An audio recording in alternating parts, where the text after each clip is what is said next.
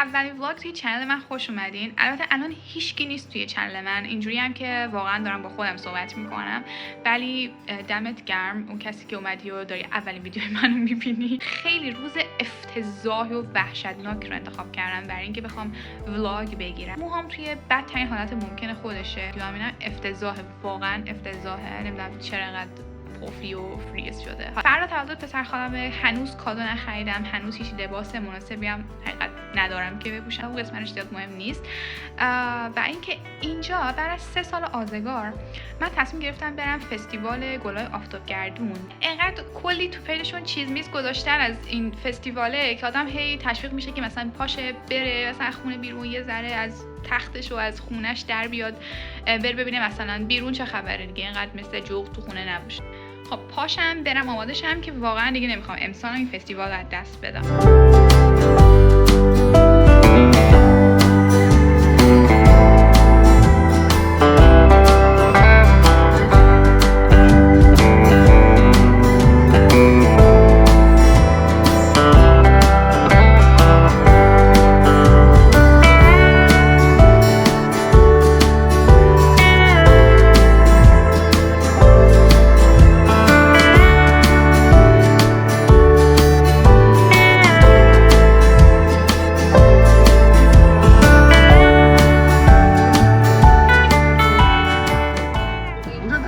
همچین گاوی ندیدم تو زندگی.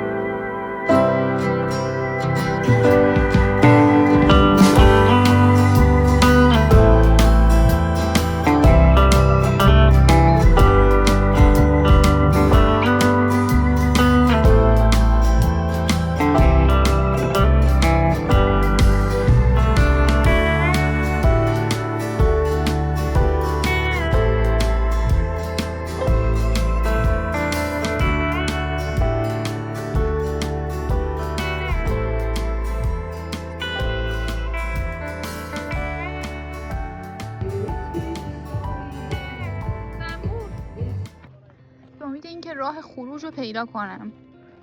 توی میز گم شدم، واقعا دیگه توی این گرما نمیتونم. بی‌آبی، تشنگی، گشنگی. فکر کنم آخر سر همینجا میمیرم. باید این گلای آفتابگردون و تخمه هاشون رو بکشم بیرون، باید همین رو زندگی کنم دیگه. از کجا تخمه رو باید در بیارم؟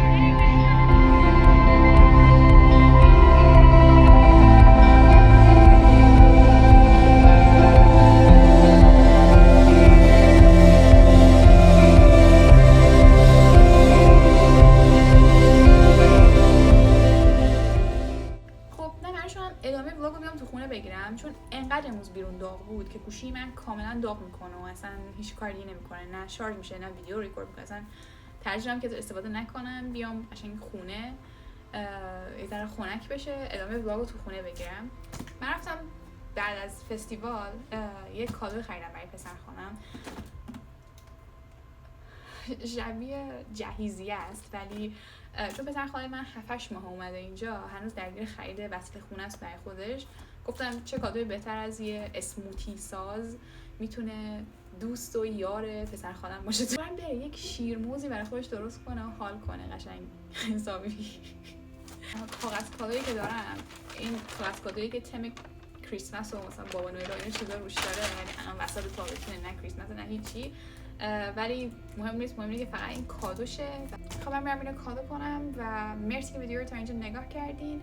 راستی هم رفت بگم اسم من شمیمه، خودم معرفی نکردم. اگه ویدیو رو دوست داشتین لطفاً لایک و سابسکرایب یادتون نره و کامنت هم برام بذارین، همه کامنت ها رو میخونم. تا یک ویدیو دیگه، خدافظ.